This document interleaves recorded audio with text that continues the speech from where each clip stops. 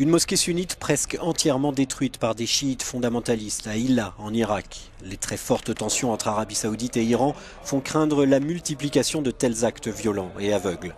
Et au niveau international, les craintes sont de plus en plus vives. La France appelle à la désescalade et la Grande-Bretagne se dit extrêmement inquiète. Écoutez David Cameron, le Premier ministre britannique.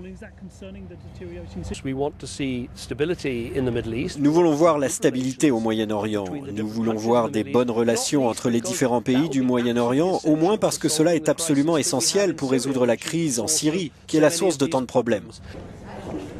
L'Allemagne a appelé Riyad et Téhéran à reprendre le dialogue et le gouvernement allemand s'est exprimé, lui, sur le fond du dossier. Il s'est fait très précis dans ses accusations et ses menaces.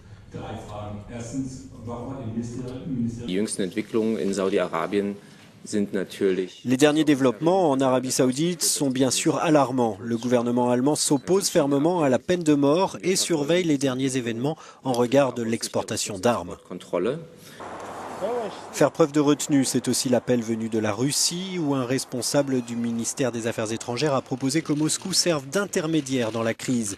Le cabinet de Sergueï Lavrov serait ainsi prêt à accueillir des pourparlers entre les chefs des diplomaties iraniennes et saoudiennes.